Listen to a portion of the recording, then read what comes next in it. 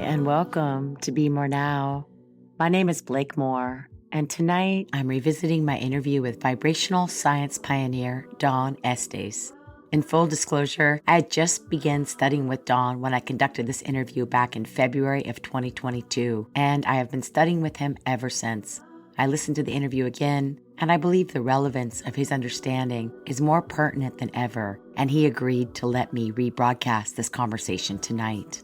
His decades worth of research into the vibrational nature of reality and the laws that govern the relationship between humans and everything else, a science he calls Harmonic Law, is as simple as it is complex and like nothing I've encountered anywhere. He is also the developer of the light sound vibration technology that I use in my Love Sound bus, but again, this interview was conducted before I adopted it in my practice. Don is a pioneer, uncovering the connections between vibrational science, consciousness, spirituality, and he uses vibration and music as vehicles to achieve transcendence of the human state. We'll be discussing his lifelong quest to develop methods and practices that use sound, light, and vibration rather than psychedelics to access non-ordinary states of mind. And to get us in the mood, here's another song from Beautiful Chorus, Being of Love. Love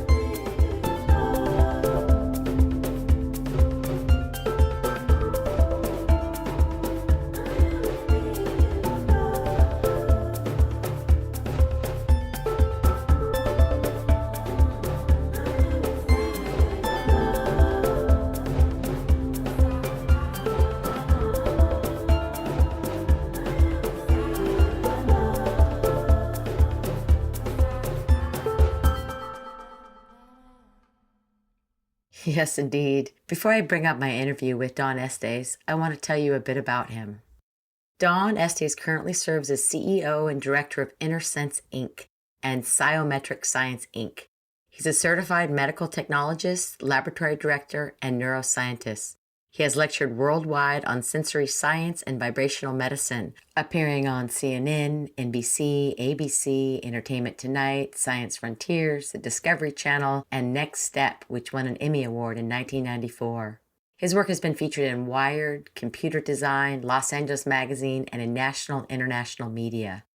Don Estes' book, Harmonic Law, The Science of Vibration, illustrated by a large wall chart entitled The Absolute Scale of Relative Cosmic Reality, is one of the most complete compendiums of scientific and philosophical knowledge ever assembled. Estes is the inventor of vibrasound sensory resonance technologies used by both professionals and non-professionals for music, sound therapy, relaxation, entertainment, and expanded states of mind. His theories include proprietary knowledge and patents in the fields of light, color, sound, music, and algorithmic automata. In addition to being a consultant to rejuvenation retreats, day spas, mind spas, medical professionals, and entertainment facilities worldwide, Estes designed, built, and operated 3 award-winning facilities: Inner Space, Mindwave, and the AHA Spa. Since 2001, his company InnerSense has partnered with Psychometrics in Glastonbury, England. Together, they have pioneered a new science of universal automata, which defines the physical and mental mechanisms behind the manifestation of intention. They have also designed and constructed a world-class supercomputer that can render a model of any reality in a formal mathematical language. This work is patent pending. Don currently lives the AHA experience on a daily basis with his wife and 2 children in the Santa Monica Mountains of Los Angeles. The conversation you're about to hear took place in 2022. Don Estes, it's such a pleasure to have you here with me on Be More Now. Thank you so much for being here. It's my pleasure. Thank you so much for inviting me on. So do you want to speak briefly to how you came to your life's work on vibratory science? Well, it started out for me really when I was a kid, and I was always into music, into the latest, greatest thing, loved electronics. We had one of the first televisions in the community. And I used to, after my parents would go to sleep, I would sit and fiddle with the tuner on the TV, and you could get it in between 2 stations where it would just be static. Yeah. But I would play with the color controls, and so I had all kind of color things going on there. I got scolded, maybe even whipped several times for doing that. But I was always interested in that sort of thing. And when I basically got into teenage years, I would, like all good Americans during that time, I had my band. I wanted to be a rock star. So I learned how to play keyboards. And one night I had backstage passes to a concert, and I was sitting on top of an amplifier that was hooked up to the lead guitar player. And I suddenly realized I was feeling every nuance of his tones in my body, in my whole body. And I'd never really experienced that before. I just thought that was the coolest thing. And I ran home after that, and I started throwing things together. In those days, it was a trip off to Radio Shack just to buy some speakers and things like that. But I brought them home. I had a waterbed at the time, and I took it all apart, and I put those speakers underneath it, and I turned it on, and it was just so amazing that by the time I got into to college with all of that and started really studying that was back in the mid 60s. And it was just before they made all of the psychedelics illegal. And I was a chemistry major, so we used to just help ourselves, basically, in the chemistry lab to making all kinds of things. And a lot of your listeners are probably aware, they've probably heard before, that back during the 60s, we did a lot of experimentation with our brain chemistry. Yeah, I think a lot of my listeners, a lot of people on this side did a lot of that experimentation also. And I loved it. Before they made it illegal, I never really saw a bad trip. I certainly never had one. I loved it. I wanted to live there. But I learned by constantly doing it that there's what I wound up calling a compensatory lag time, that it sort of robs you of certain brain chemicals, or at least you get used to being supplied with it, so your brain quits making it. So when you stop doing it, you're not really in the best place for consciousness and higher thinking and that sort of thing to take place. So right then and there, I dedicated the rest of my life to finding a way to achieving that state without having to pop the pill. And that's basically where all this came from. By the time I graduated from college, I had written a paper called Sensory Resonance. So I did a lot of research on the sensory mechanisms. And I finally realized that sensory resonance, whenever all of the senses are synchronized together into one coherent experience, a strange thing happens in the brain. You move into this state of mind. I called it sensory resonance, but it's a state where the reticular activating system, which is the part of the brain that makes you aware of things like security and novelty, checking things out that don't add up and make sense. It turns that part off when you achieve this state of sensory resonance, and immediately the mind moves to these higher states of peace and well-being and connectedness, and that everything's okay and you're on the right track, and you can take faith and have trust in the universe. And like I said, I just really wanted to live in that space. Yeah. And so the school that I was going to at the time more or less kind of let me major in all that, not so much about doing it, but about learning why people did it and how it worked and all that sort of thing. And from those studies, I learned how to create environments that would sort of put you in the right mood to have an experience like that. And then as technology came along and we started putting all this together and making it work across all the sensory mechanisms, things started to really blossom. Things started to really come together when we actually started making technology that would do all of those things. So in those days, we didn't have LEDs and all these nice electronics. In those days, we used, I think I wound up using a pair of welder's glasses, and we would go to Radio Shack and get some of those little flashlight bulbs, that you used to put in the end of the flashlight, those little incandescent bulbs, and we would glue them in there and wire them up. And that was how we got started with adding light into the whole experience. But over the years, I think we're now in our 13th generation of the technologies, but it started out extremely simple. But over the years, it has grown. And during the 90s and the 2000s, the technology has just taken off like crazy. So now there's all kind of people that are finally starting to understand the power of sound and music and vibration in general. It was really lonely for a long time, maybe 30 years or more. We did this and got laughed at and persecuted and that sort of thing, because it wasn't a very well-known thing that sound and music has all this power, and not to mention the fact that the human voice is incredibly powerful. In fact, maybe the most powerful piece of technology that's ever been created.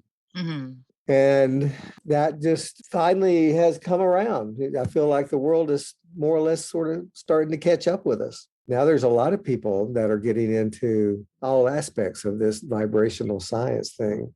And do you think it was just because you were so ahead of your time? How hard it is for new ideas to take hold. It would seem that since a lot of your work came out of the psychedelic movement, out of the music, which was so popular, it's interesting that people didn't want to kind of shift along with some of you.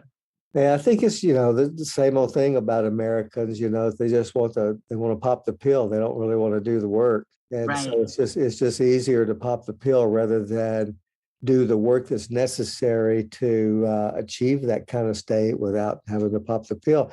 People have done it before, but it took like 40 years of dedicated support and dedication to meditation and all those kinds of things to be able to achieve that state just with no help. But I found that if we can interrupt that little part of the brain that pays attention to all that stuff, if we could get that out of the way, then it's a whole different story. I kind of see it like I talk in terms of Star Trek sometimes. Pretty much everybody our age and even younger age now knows what Star Trek was all about. And I see the Starship Enterprise, that ship that they had, I see that as the human body. Mm. And all of those characters in the show were parts of the human personality. And Captain Kirk, in my opinion, was the reticular activating system of the ship, because his main function was security and novelty. If there was any kind of threat, he ordered the shields to go up. If there was anything that didn't make sense and needed to be checked out, he formed a committee or a group that could go down to a planet to check things out. Right. And those are really important functions. They keep us alive. They keep us aware of what's going on around us and that sort of thing. But they also block access to all those good things, those feelings of peace and well-being and connectedness. Those get blocked out of the way most of the time. And I also found that in any given moment, consciousness can only be focusing on the experience that it's having or analyzing the experience that it's having. It's almost impossible to do both of those at the same time unless you're extremely highly trained. Yeah, so the problem winds up being that you only have this two choices. You can either analyze the experience or experience it. And if you decide to experience it and go to the experience side of the equation, the only thing that's over there is pleasure or pain. And since pain has become such a taboo or a no-no over the years, the only thing left over there is pain. So nobody goes to the experience side, especially in the Western worlds. Very few people go and live in that experiential world. They stay over in the analyzing world about 95% of the time. Right. And the real problem with that is that when they wake up and they're 80 years old and they wonder, where did their life go? The answer is they were never there, because you never remember analyzing anything. You only remember experiences. Interesting. So like if I were to ask you what you were doing at 2:30 in the afternoon on September the 9th in 1979, you probably wouldn't be able to tell me. Unless you're one of those really unique, total memory people. Not many people would be able to tell me what they were doing on a specific day unless something very important happened at that time. Yeah. Right. So pretty much everybody just decides to live over here in the analyzed world, and they never really experience much. So they don't remember anything. They wake up when they're 80 years old and they wonder where their life went. So the whole purpose of what we were trying to do is, how do we get people to experience the moment rather than analyze what's going on? And I noticed that with psychedelics, that happens. It knocks them right into the experience. And the problem with that is that it throws you right into the experience and you miss all the little nuances of the directions on how to get there. So it just kind of throws you in there. So you don't really remember how to get back there again. But I wanted to create technology that would be like a learning tool that would help people learn how to get there. And once you do that, once you learn that, it's like riding a bicycle, and you don't really forget how to do it. And so now we have people that have utilized our technologies for years, know how to get there. Right. So it's that same idea that if you take enough, let's say LSD, or you have that understanding where most people who've experienced certain different sites, at least I'll speak personally for myself, there's a couple of psychedelics that I've taken that I can close my eyes and go to that place. And it's changed the way I see the world or see shapes and see geometry and things. It's literally blended into my day-to-day reality. But the idea being is what you're saying is it's the same concept, except for you don't need to take copious amounts of drugs over a number of years to get there. You can go and learn how to use the reality management system or the sensory devices that you've created to then access these places. It's like a sped up meditation. Exactly. What I learned was that there's a pharmacy inside there, inside your head, Mm-hmm. and we're the pharmacist. We can write a prescription to feel any way we want to feel, Mm. but most people won't do that. Most people, or many people, will allow somebody else or some situation that they're in to write the prescription. And when you learn the truth of the fact that you could actually write the prescription no matter what's going on around you or what's going on with the people around you, no matter what's happening there, you can write a prescription to feel any way that you want to feel. Right. And when you learn how to do that, it really changes everything in your life because you find yourself not being taken away by all these day-to-day mundane things that are going on in the world. And suddenly you get a bigger picture of what's really going on in reality. And you start figuring out why you're here, what's your place in it all. That's about the time that I learned that what I call contemplation to me is superior to meditation. So instead of tuning out and getting out of time and space, I like to go through a procedure to where I tune in and I turn everything on and I contemplate who I am and what is my place in it all and where am I going with it all and that sort of thing. And to me, that really helps me on a day-to-day basis. Um, Whereas when I try to meditate and get away from it, it doesn't have the same effect. We used to do a little test where we would go outside and we would put 3 chairs outside and we'd take a yogic master that they do this deep delta meditation where they just get way off into the cave and shut everything else off. And then in the second chair, we would put a Zen master who has a different type of meditation. And in the third chair, we would put a type A salesperson that was already late to his next meeting and didn't really want to be there. So we would use music or meditation techniques and things like that to get them as relaxed as we could. And we would have them hooked up to biometric technology like galvanic skin resistance and other things like that we had in those days. So you could see whether the person was being relaxed, going parasympathetic or sympathetic. And we'd let them get as relaxed as they could get. And then without saying anything to them or notifying them, we would take a shotgun and just blast it into the ground behind the chairs and then watch what happened on the meters. And it was very interesting because the yogic practitioner didn't even notice the firing of the gun. There was no evoked response whatsoever. The other 2 people would immediately go to maximum stimulation, but then immediately the Zen master would back off down from that and back all the way back down to where the yogi was. I did that over and over again to prove it to myself. And I found out that the yogic technique that gets them so far into the cave doesn't really let them be present, whereas Right. the Zen master was present, but he could get himself back there instantly. Uh-huh. Whereas the other person, the type A salesperson, would never come down. They would, after that gunshot go off, they had to leave. Yeah, that was the end of the experiment. Exactly. And they would, even watching them for a long time, they could never settle back down after that. I learned that the Zen mastery is a much better life coping tool than the type of meditation that just tunes you out. Right. Full disclosure, Don is a teacher and he's my teacher. I've been studying with him.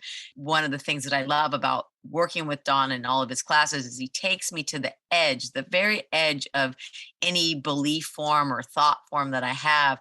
And then you kind of press against it and you kind of can't go any further. And I love that idea because it pushes me each time the edge moves a little bit and I get more and more comfortable with that absolute silence of not knowing, but loving that I'm looking at it. That makes Right. sense? Yeah, it does. So, but there's a certain kind of, to even be able to go to those edges, you have to have silenced your mind enough to be able to not have what you're going to eat afterwards, or, what you did 2 seconds ago and what you're going to be doing now and who's texting me and what am I thinking about, all those other things coming in at the same time. Right. Contemplating certain things, like contemplating your place in the universe and your place within the group of friends that you have, and contemplating what your own reality is with regards to all that. So it's more of a process of tuning in than tuning out. For me, that's where I seem to get my best information, is by contemplating my own space or my own position in the universe. That's the big question. And I think that's one of the things that you've done so well, in that sense of creating a way to access those states without disappearing from yourself. I think that's one of the challenges right now. I know a lot of people doing ayahuasca, psilocybin, all the different amazing tools we have available. But one of the things that happens, I see a lot, is that lack of integration.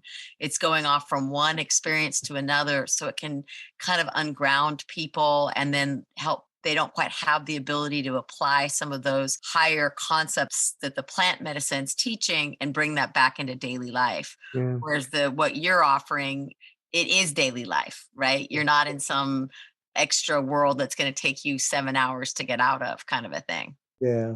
Well, I think a lot of the people that are into plant medicine forget that we were once those plants. The universe holds on, it collects and holds on to order. So it just makes total sense to me that we've maintained the ability to make any of those kind of chemicals, Right. but we've forgotten how to do it. And by getting into that state of mind where there is no thread and there's um, nothing to analyze or try to figure out or anything like that, you go into that state that is, I call it an expanded state. We've done brainwave studies on people using our technology, and instead of having a focus state like an alpha state or a beta state or a theta state or something like that, they get into this expanded state where they have activity going on in all parts of the brain at the same time. So you could have some deep delta, theta, alpha, beta, gamma. The whole brain is on fire. Mm. So it's like everything's firing all together at once. It's a holistic versus a compartmentalized experience. Yeah, and it's just that part of the brain that tries to pay attention to all that has to get out of the way. And the second it does, the mind just immediately goes to those higher states. I just want to take a quick moment and remind you that you're listening to Be More Now. I'm your host, Blake Moore, and I'm speaking with Don Estes, vibrational scientist and sound technology pioneer. I've got so many questions to come in, but I want to make sure I come to your technology. I know you just opened a center in Santa Monica called the Reality Center. It's a transformational wellness center that you co-created with others, that this idea of redefining the way that humans heal. Do you want to talk about that? Because this is the part about you that's so exhilarating, is not only do you have all the ideas and your absolute scale of relative cosmic reality, which we could spend months or years on talking about, but you're also, you're really stepping it down into practical applications that people can touch. It doesn't have to be in a rarefied laboratory somewhere. You're bringing it to the people. So I'd like for you to talk about that a little bit. Sure. We were looking for the right name for this place, and so many different ways of explaining what this is all about. But it finally just came to us that the bottom line of it all is reality. And it's about helping a person learn how to manage their reality. So people are asking me now, what is reality management? And the answer is just something like that. It's taking control and supervising one's own reality. It's like you become an overseer of the moment-to-moment experience that's going on in your life and take responsibility for every decision and action that you make. And so for me, that just boils it all down to the bottom line. This is about learning how to manage and supervise your own reality. Right. So we opened up this center, the Reality Management Center, in Santa Monica, in a little place called the Promenade, which is right on the beach. So it's really nice location, and free parking, which is unusual for Santa Monica, and right there on the beach. So after a session, people can just walk across the road and go sit on the beach for a few minutes to integrate the session. It's in a really nice location. And we've pulled all of the technology in there. So all of the things that we've created over the past 30 years are there at this place. So we're offering memberships for people to come in and get more involved than just a one-time kind of thing. We do periodic gatherings, maybe once a month. We have a gathering there where we bring people in. And next week, we're starting a workshop about the technology and the reality management aspects of things rather than all of the science of it, like you guys are learning in the workshop that I've been doing for the students. I think that the world has finally caught up with us. We tried this once before in 1994, believe it or not, that long ago. We had another place in that same area on the promenade called Inner Space, where we had 4 or 5 of our wavetable sounds in there. And it was very simple, but it worked really, really well. But the world just really wasn't ready for it. They just weren't ready to hear that they have control of their own reality. Mm. And so it's taken us all this time to finally come full circle back to that. This is the first public offering we've personally offered of the technology in many, many years. So it's going to be interesting to see if it's as I say, that people are finally ready for it. And so far, it's going pretty good. Yeah, how is it being received? We've only been in there for a few weeks, but we already have a number of members. I think almost 100 people have applied. We have 4 different therapy rooms there, where we have one room for the wave table, the big flagship fluid hydrosonic table that we call the wave table. And can you talk more about that for people who have no idea what a wave table or hydrosonic might be? Yeah.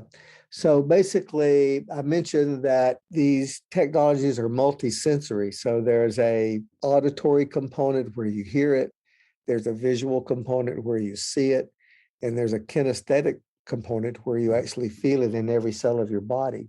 And this was one of the main things that I had discovered that many years ago, is the power of tactile vibration.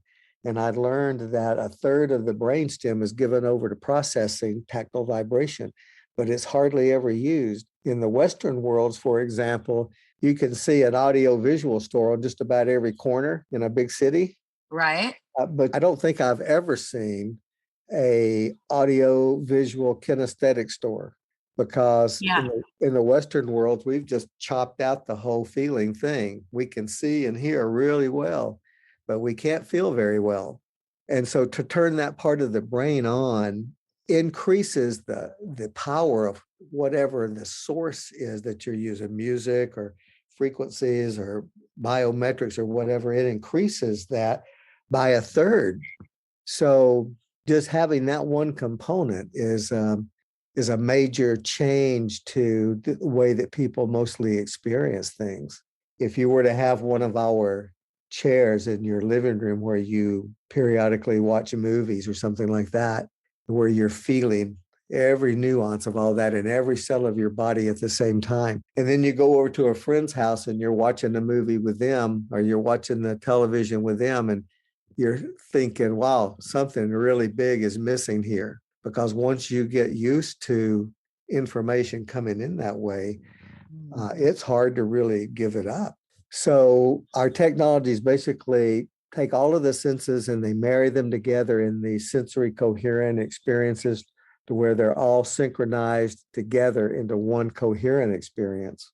And the wavetable that I mentioned is just our flagship product along those lines. That is a hydrosonic table. So it's a mattress. It's similar to like a waterbed kind of mattress, but it's filled with a colloidal mineral suspension and some cellulose that basically acts like human tissue fluid. With the idea being that I'm trying to turn that mattress into a human body, and I'm trying to get it to respond to sound and music very similar to the way that the human body does, so that when you lie down on it, you become one with that mattress. Mm. Because whenever you're trying to transfer a vibration from one material into another material, there's something called impedance. You have an impedance loss there because of the difference between the two materials. And in this case, we've done away with that. We have a little device called a zero impedance processor that does away with that difference, so that when you lie down on that fluid table, you become one with that mattress. And any signal that's played into it, from frequencies or sound or music or your voice or your brain waves or anything like that that's played into that table, you feel that in every single cell of your body at the same time. And it's a little superior to the other technologies that are out there, and even including our own, because we have a smaller version of it that's more like a massage table, and another version of it that's like a reclining chair. But those become what is technically called an oscillator instead of a vibrator, because vibration is something that happens inside of a body, whereas oscillation is something that's happening to the whole body at the same time. So you can imagine if you were lying down on one of my little massage tables and I put 100 hertz signal into that table, it's basically just vibrating your whole body in space at 100 hertz. So everything in your body is going to vibrate at 100 hertz, whether it's resonant to that or not, because I'm just kind of moving it in space. But if that same person were to lie down on one of these wave tables and I put 100 hertz in there, the only parts of the body that are resonant to the 100 hertz will feel it. The rest of the body will ignore it. So when you're doing very specific frequency therapy to a human being, it's vital to have a system like that, where you can get very specific frequencies right into the body, into the exact spot that you want it, because of the resonance between what's going on with the organs and the tissues of the body and the body itself. Let me just ask you a question to clarify. So because of the transducting ability of the waterbed like structure, it mimics the body, so you can put vibration into it or frequencies into it that then will go wherever they're needed in the body, because that's what the body, it treats it like it's something organically happening within the body. Is that kind of what you mean? Yeah, that's exactly what I mean. And Okay. you could actually feel the music moving around in your body to the different locations, depending on the resonances of the tissues and the organs and that sort of thing. Whereas on the other systems, it just feels like your whole body's being vibrated. It's synchronized with the light and the sound, but you can tell a difference in Absolutely. that you're really connected to the fluid.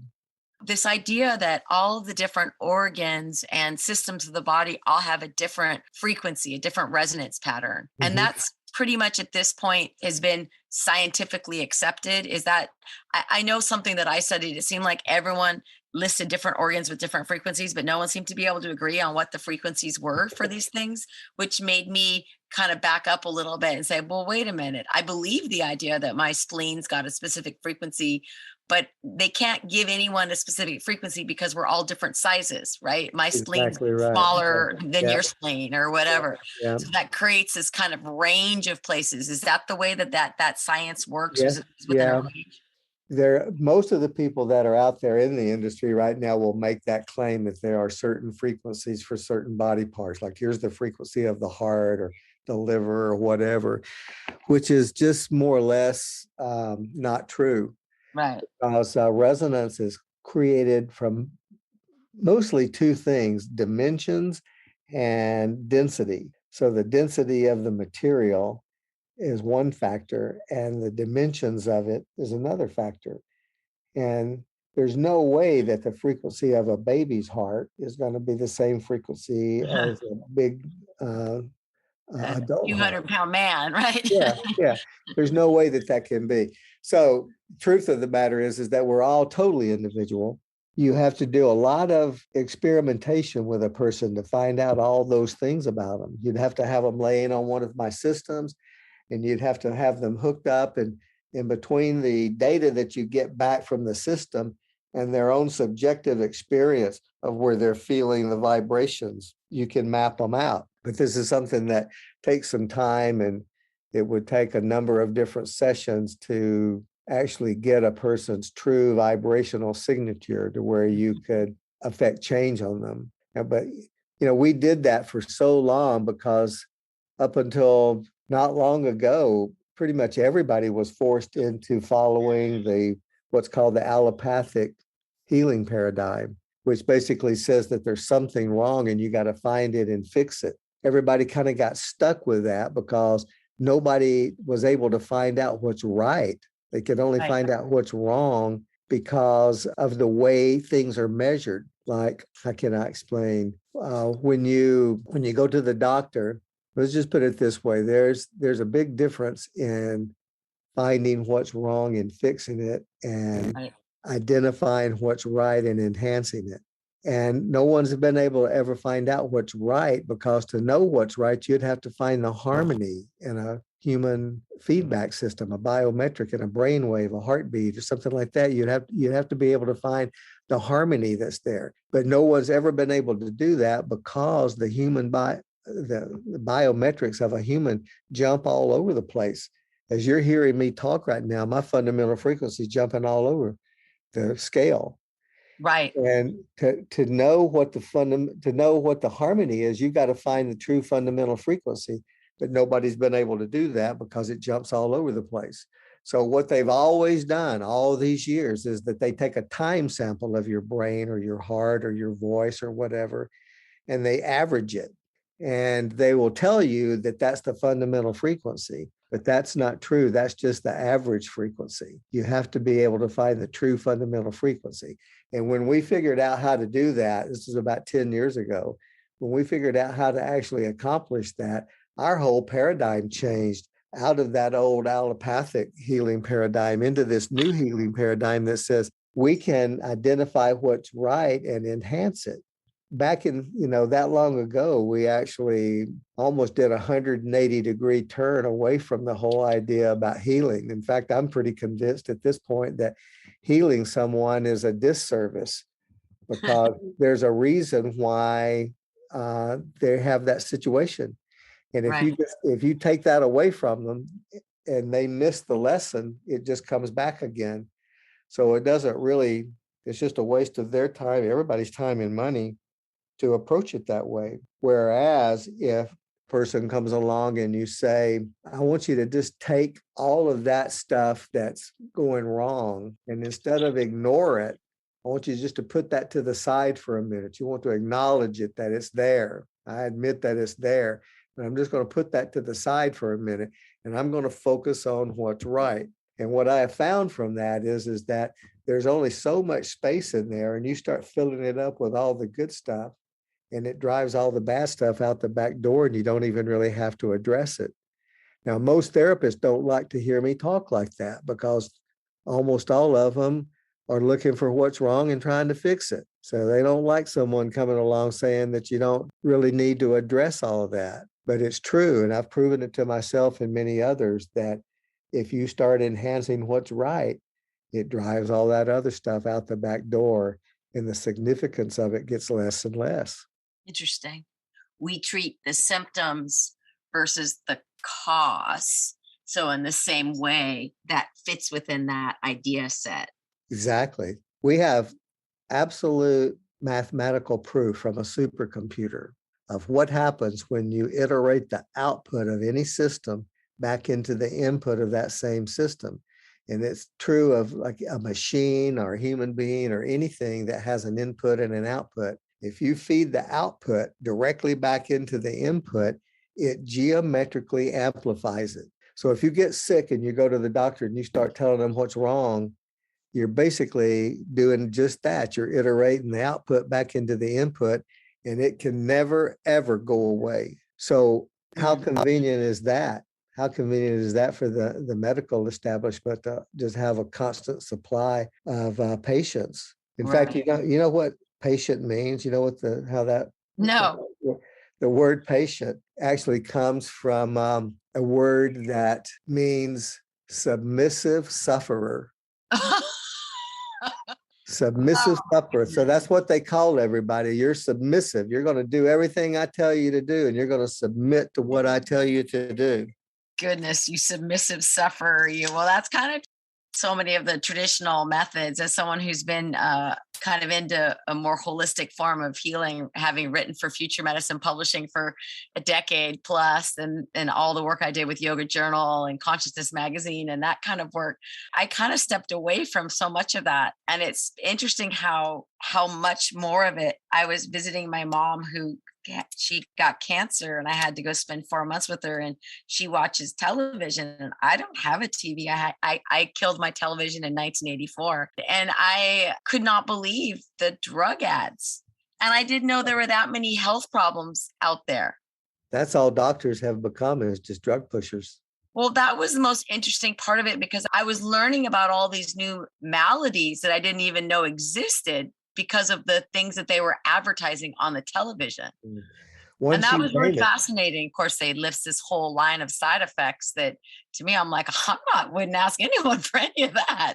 Right. So it's very interesting the way the paradigm has continued to move. To me, what you're doing is helping to push back. That's why I went to sound school, is to try to come back into what got me into yoga in the first place, what got me into meditation. My mother was a nurse and my dad was a pharmacist. So I grew up very, very traditionally, million health problems, asthmatic, I was pre-diabetic, I had this and this and this and this. And then I started discovering natural holistic medicine, and just really the power of the food I ate, the thoughts I had, and the way I moved my body. And I healed myself from all the things that I was basically sentenced to spend the rest of my life on drugs. Yep. From a young age. Yeah, they've just basically become drug pushers. My mom is now on various medicines, and they have to give her medicine to deal with the medicine, and then the other medicine to deal with that medicine. It's like, Mom, my mom was never into taking any medicine. She doesn't want to take any of it. So it's really interesting to see her be between a rock and a hard place, because she doesn't really want to seek it out. A place like what you're doing, it doesn't fit within her paradigm. We're shifting the paradigm to a place where we have more of a chance to make a change in the world and in our own health. Yeah. And we are almost out of time, Don, and I want to make sure that people can find you. So would you just list a couple of your websites and ways that you can be reached? Yes. So people can reach us through 2 different websites. The main one now is this realitymanagement.com, which is the word reality and then MGMT is shortened to there, MGMT, realitymanagement.com. And the other one is innersense-inc.com. And on that one, you can find out all of the information about the technologies and how they work, and what their cost is, how long it takes to ship them, and that sort of thing. So all the information about the technology is on innersense-inc.com. And all the information about the therapy sessions that we offer are on the realitymanagement.com site. So I would encourage you to go and check those out and give us a call, especially if you're in Southern California and close by. Would love to have any of you stop by and check out what we're doing there. Absolutely. And I would recommend it highly to anybody getting a chance to participate. I think of myself as a participant in your technology. Yeah. It took me to those transcendental, psychedelic, psychic, that dreamlike places that I only normally associate with plant medicine. And I spent an hour on one of Don's devices, and I'm still integrating the information that I received then. Wow. Well, there's a lot going on inside of our heads. And we rarely really get to take a good hard look at it. We're so busy dealing with the day-to-day mundane things of life. It's hard to really see the bigger picture, that there's a whole universe going on, and there's a whole spiritual reality going on. And just to contemplate that and be a part of that really does enhance life to the point to where it becomes not only livable, but it becomes enjoyable to realize that there's a bigger picture going on and that we're all here for a reason. None of this is accidental. And just to help a person get in that state, I feel like is the greatest service that I could ever do for them. To help them get into a place to where they can have an epiphany or an aha moment that really does shift them, to me, is much more powerful than fixing a physical problem that's going on with them. Because I know that if they don't really understand or figure out why that happened to them, it's going to come back again. But when a person's own higher self tells them something, it really drives it home. And it comes at them in a much better way than me trying to, or anybody trying to explain to them what reality is. Right. But for their own higher self to explain it to them, it's mind-blowing. And it really is life-changing. And I've seen so many transformations take place just from getting in that state. So that's our main focus now, is just helping a person get into the experience to where they have that epiphany, and then we're done. And then they get to change their life with it. Yeah. It happens like that, to where a person gets off and I may not see him for a year. And I'll run into them somewhere after a year's gone by, and they're like, oh my God, that changed my life. I went home. I got a different job. I moved to a different city. It totally changed my life. And so that's really what it's about to me. Transformation is about moving out of the space that you're in into a bigger space, a higher, more transformative space. And if you're going to take the time to transform yourself, why not go all the way? Because at the highest end of transformation is something called a lasso, which is a particular kind of transformation from a material, physical, evolutionary creature into an existential spiritual essence. In other words, who you're going to be on the other side once you die. Why not become that now? Right. And so that's really the focus of the technology, is to help them get into states of mind to where they can transform themselves at the highest level and really become who they truly are. Yes. Forever. Forever. Forever. Well, here's to that prayer going out into the world. Thank you so much, Don. My pleasure. Yeah, my pleasure as well. Let's do this again sometime where we can really talk about the technologies and stuff. I would love that. That was vibratory science pioneer Don Estes and me, Blake Moore, your host of Be More Now. And we've been talking about his light, sound, and frequency technology and how it helps people access non-ordinary states of mind so they can use it for healing, optimal wellness, and joy. I could talk to Don for hours and hours. Hopefully you enjoyed that conversation as much as I did. And once again, you can find out more about Don Estes at vibrasound.com, vibrasound.com, and then also at realitymanagement.com, and that's realitymgmt.com. Those links are also on my blog. As always, thank you to each and every one of you who support KZYX and keep us strong and thriving for the years to come. We would not be here without you, and we are so, so grateful for every little bit that you share and give and you're listening. So thank you for being a supporter of KZYX. And of course, for listening to this show. Up next, we're going to have Treehouse with W. Dan, and I'm going to take us out with some Pink Floyd. Have a beautiful, beautiful night. Take care of yourselves out there. Be nice to each other. Be tolerant of each other. And here's to transformational love.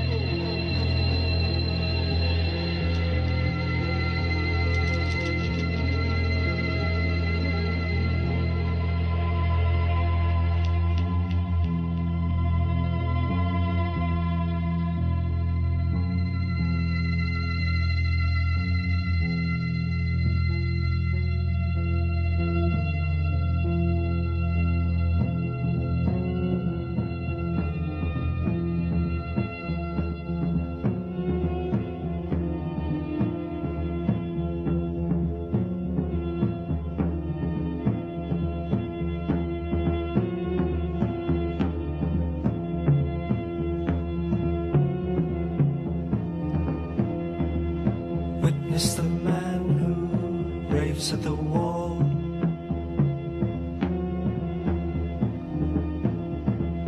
Making the shape of his question to heaven. Whether the sun will fall in the evening. Will he remember the lesson of giving?